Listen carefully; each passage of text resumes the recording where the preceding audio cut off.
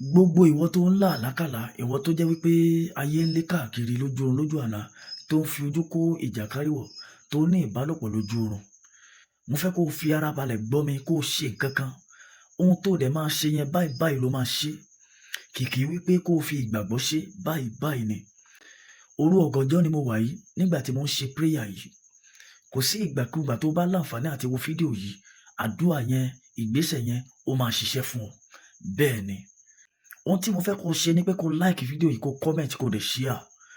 Mo gbàdúrà fún ọ wípé gbogbo ẹni bá dìde ibi sí ọ, tó dìde sí ọmọ rẹ, sí ọkọ rẹ, sí aya rẹ, lórúkọ Jésù, ó yá kan fi ọwọ́ ara wọn ṣera wọn.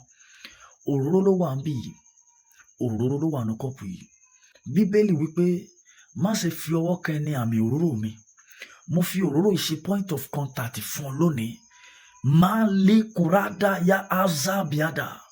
Mandeliata. Mo sọ tẹ́lẹ̀, mo sàmì òróró yìí sí ọ lórí.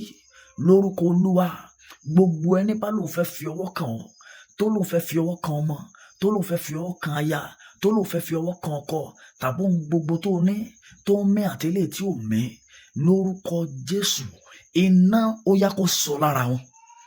Mo sọ ní orúkọ Olúwa, iná kó sọ lára wọn. Ààbò Ọlọ́run láti òkè wá kó dájú lórí rẹ.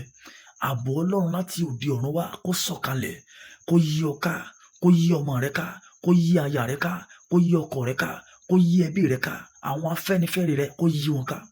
Mo gbàdúrà kó o ní ìṣẹ́gun pípé torí pé o sàmì àdúrà yìí gangan lórúkọ Jésù. Ó yá agbára ìṣẹ́gun kó wọ ayé rẹ lọ. Láti ìsinsìnyí lọ, kó ní testimony ayọ̀. O ò lè ṣe é dá dúró mọ́. Ibi ògo yẹn ó yá amú ọ débẹ̀, kó rí àánú gbà. Jésù Olúwa wa, àmín. Má gbàgbé láti follow mi, bá mi pàdé lórí WhatsApp kó lè máa rí nǹkan tí n bá post sí WhatsApp status. Mo máa ń post àdúrà, ìdánilẹ́kọ̀ọ́ àti bẹ́ẹ̀ bẹ́ẹ̀ lọ. Tètè message mi báyìí báyìí báyìí. Fi brother fire save number yẹn 080 69 75 59 71. Ó máa ṣe ọ́ láǹfààní.